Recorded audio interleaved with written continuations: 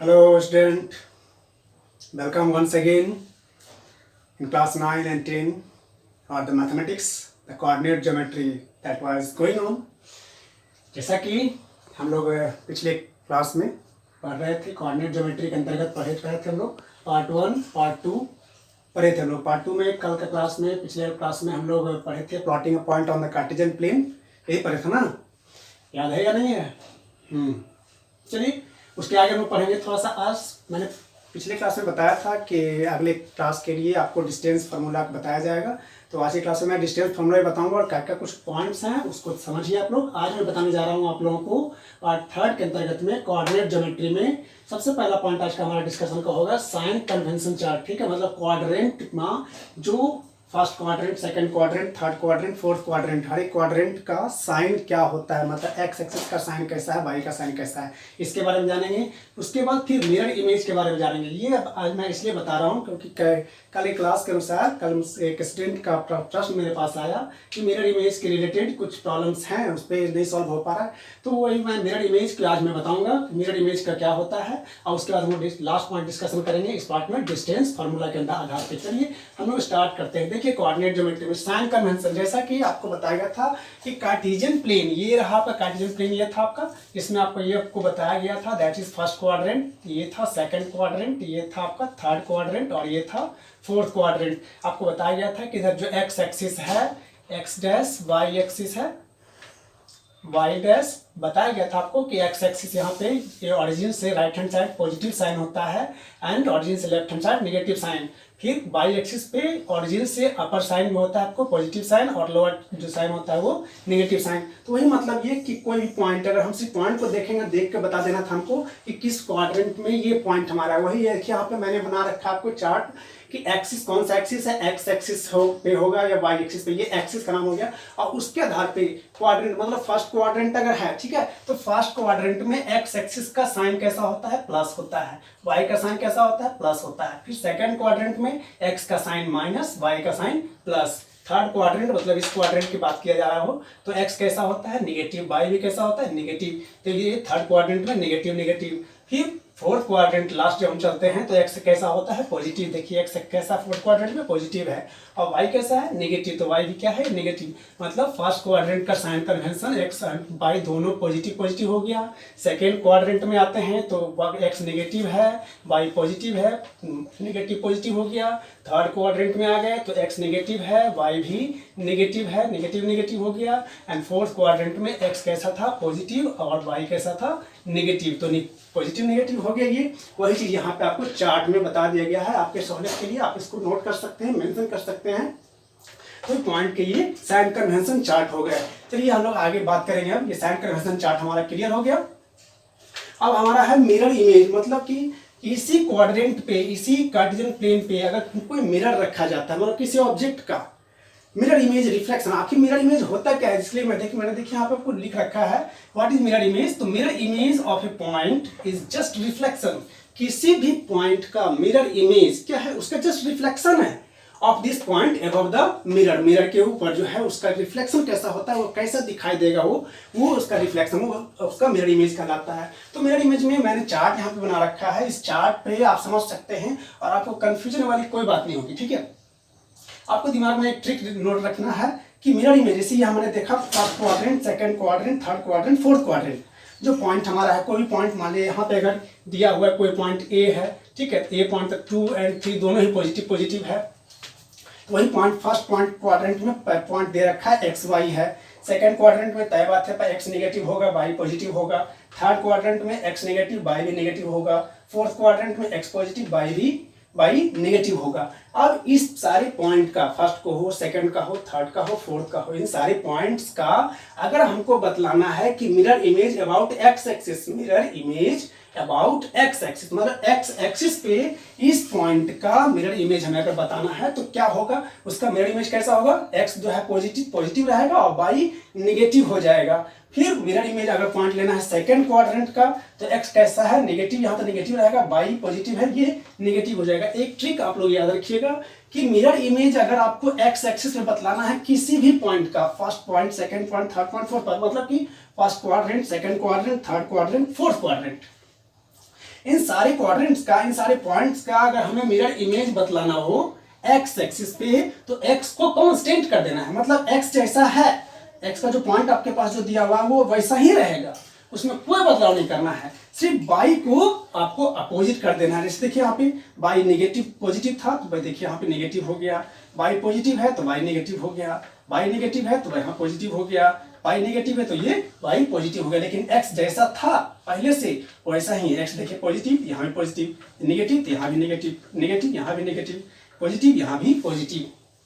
तो आपको mirror image अगर बतलाना रहेगा किसी भी क्वाड्रेंट का, किसी पॉइंट का, तो एक्स एक्सिस पे बतलाना है, एक्स कांस्टेंट रख दीजिए और बाई को जस्ट उसका अपोजिट कर दीजिए। पॉजिटिव है तो नेगेटिव और नेगेटिव है तो पॉजिटिव।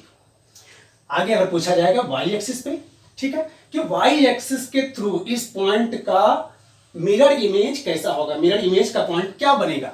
तो वाई एक्सिस पूछा जा रहा है, सिंपल वही काम करना है जैसा पे एक्स पे पूछा गया तो एक्स को कांस्टेंट किया गया, जैसा था एक्स यहाँ पे वैसा ही एक्स रह गया। यहाँ वाई का पूछा जा रहा है तो वाई को आपको कांस्टेंट कर देना है, ठीक है। वाई कांस्टेंट हो जाएगा, मतलब जो पॉइंट दे रखा है उसमें वाई का जैसा वैल्यू है पॉजिटिव तो पॉजिटिव ही रह जाएगा और निगेटिव तो निगेटिव ही रह जाएगा। मतलब वाई को कांस्टेंट कर देना है, ठीक है। एक्स पे पूछा गया तो एक्स को कांस्टेंट, वाई चेंज हो गया, वाई पे पूछा गया वाई कांस्टेंट, एक्स चेंज हो जाएगा। देखिए यहाँ पे क्या हो रहा है, पहला पॉइंट देखिए यहाँ पे फर्स्ट क्वाड्रेंट में एक्स वाई है, उसका वाई इमेज, वाई एक्सिस पे मिरर इमेज कैसा बन रहा है। देखिए वाई पॉजिटिव है, यहाँ वाई पॉजिटिव ही है, लेकिन एक्स क्या हो गया, एक्स पॉजिटिव था तो यहाँ पे निगेटिव बन गया।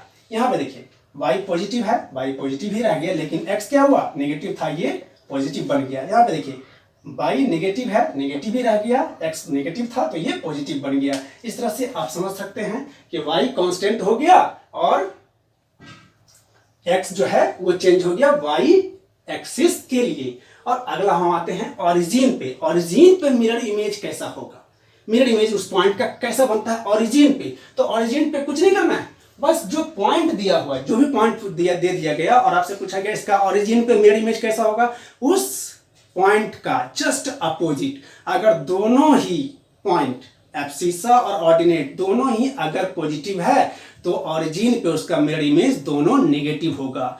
अगर ये कोई भी पॉइंट का एब्सिसा और ऑर्डिनेट दोनों ही पॉजिटिव है तो मिरर इमेज उसका ओरिजिन पे दोनों नेगेटिव हो जाएगा।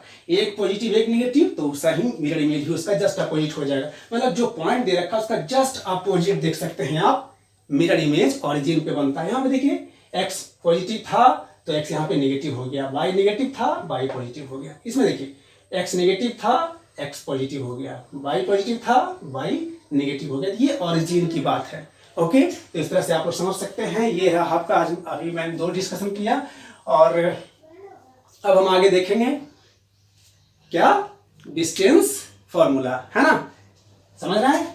साइन कन्वेंशन चार्ट पूरा हो गया, मिरर इमेज क्लियर हो गया, अब हम लोग डिस्टेंस फॉर्मूला क्लियर करेंगे। चलिए, हाँ तो बात कर रहे थे हम लोग किस चीज का, डिस्टेंस फॉर्मूला का, है ना। अब हम लोग को समझना है डिस्टेंस फॉर्मूला हमारा टॉपिक है। डिस्टेंस फॉर्मूला मतलब ये कि अब कार्टेशियन प्लेन पे हमारे पास कोई भी 2 पॉइंट दिए हुए हैं। मान लीजिए पॉइंट ए जिसका कोऑर्डिनेट x1 एंड y1, मतलब उसका यहाँ से यहाँ तक के जो ऑरिजिन हुआ यहाँ से यहाँ तक x1 पे यहाँ पॉइंट है ये x1 और फिर y का पॉइंट कहाँ कितना दूर है ये y1। मतलब पॉइंट ए जिसका कोऑर्डिनेट x1 एंड y1 और दूसरा पॉइंट b कोऑर्डिनेट उसका x2 एंड y2। इन दोनों के बीच की दूरी, डिस्टेंस ऑफ ए से लेके बी तक का जो डिस्टेंस है वो कितना है, कितना यूनिट है, ठीक है।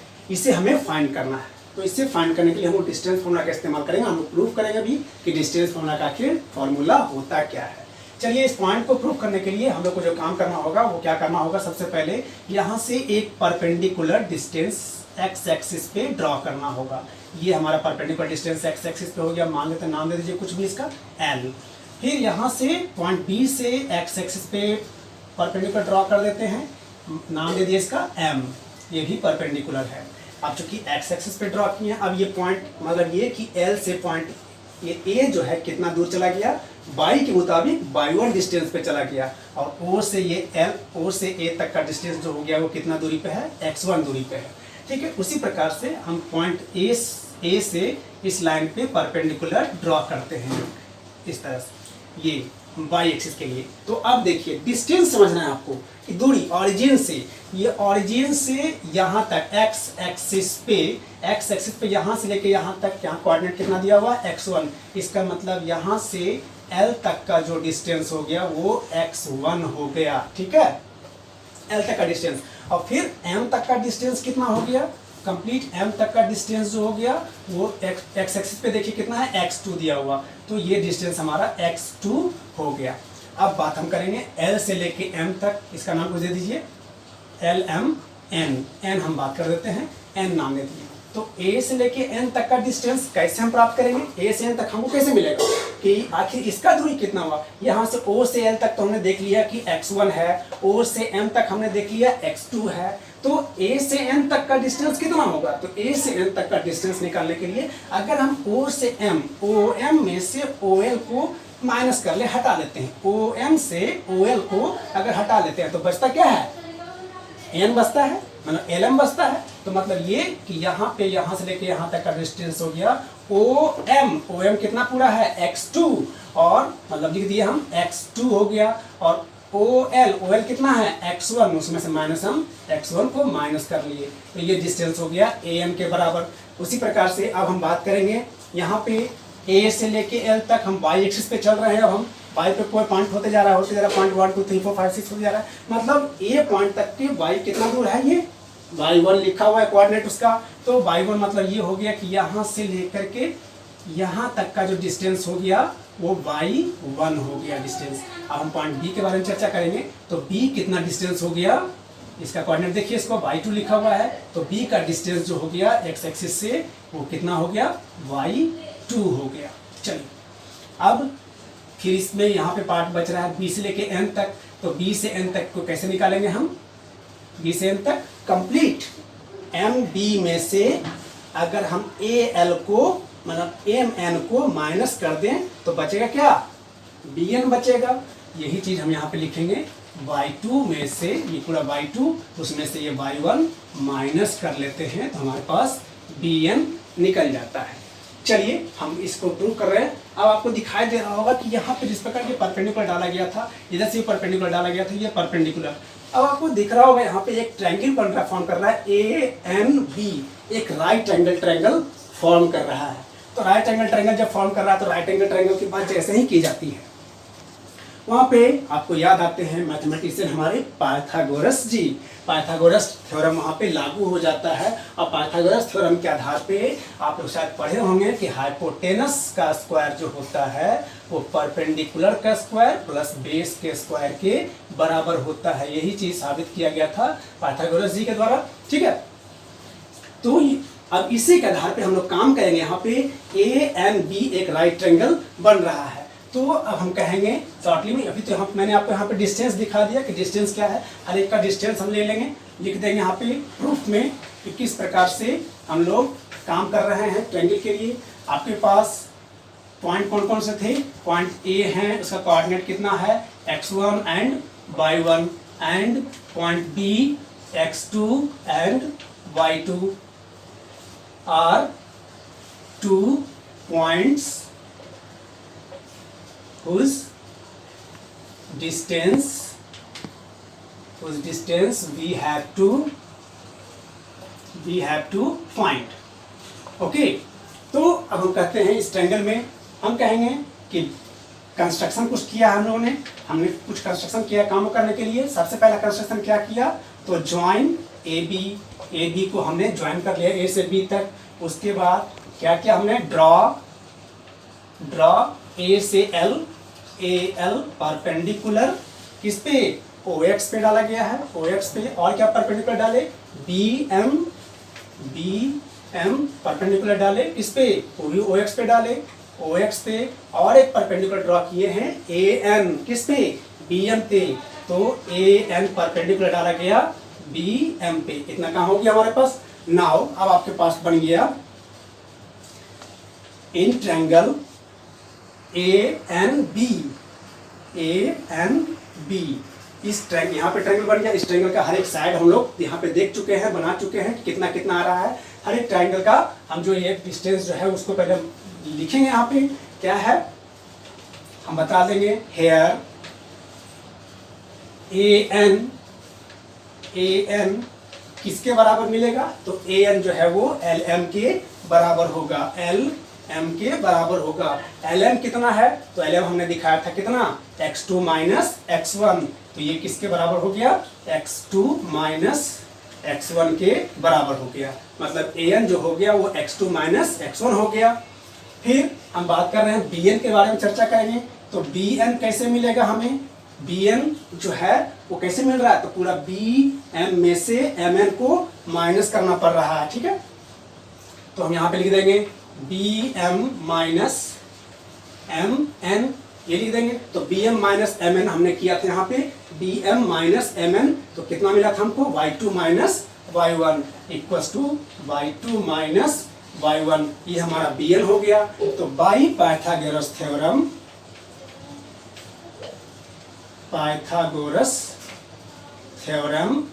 हम कर सकते हैं। यहाँ पे देखिए समझिएगा, ये राइट एंगल है ना।